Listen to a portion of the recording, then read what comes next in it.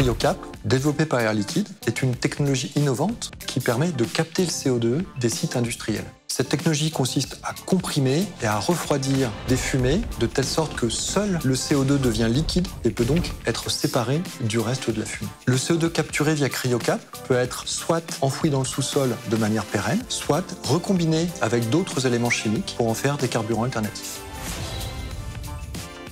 Certaines industries n'ont aucun moyen d'éviter d'émettre du CO2. Ces industries sont appelées hard to abate. Une illustration concrète sont les cimenteries.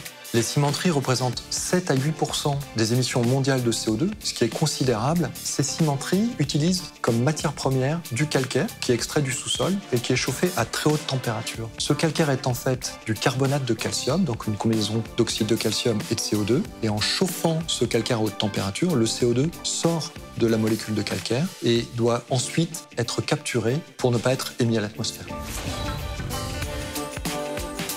Air Liquide travaille sur CryoCap depuis de nombreuses années. Le développement du CryoCap s'est fait en plusieurs phases. La première phase a été une phase de R&D. S'en est suivi une phase de pilotes industriels qui ont permis de valider la technologie. Et la dernière phase a été l'implémentation d'une unité industrielle en 2015 en Normandie sur le site de Port-Jérôme qui est en opération continue depuis ce moment-là. Depuis, nous collaborons avec de nombreuses industries afin d'adapter le CryoCap à leurs besoins. Alors CryoCap est le résultat d'un travail collectif. Des équipes de R&D, d'ingénierie et d'exploitation des usines ont travaillé ensemble pendant des années et ont mobilisé des centaines de personnes. La chimie est au cœur du CryoCap. Elle nous permet de mieux comprendre la matière et de développer des solutions innovantes qui permettent de relever les défis climatiques. Au sein du CryoCap, la chimie est essentielle pour purifier le CO2.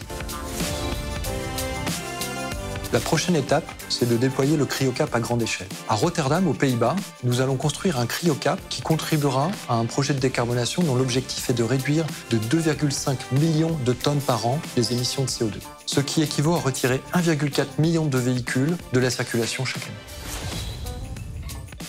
C'est l'innovation.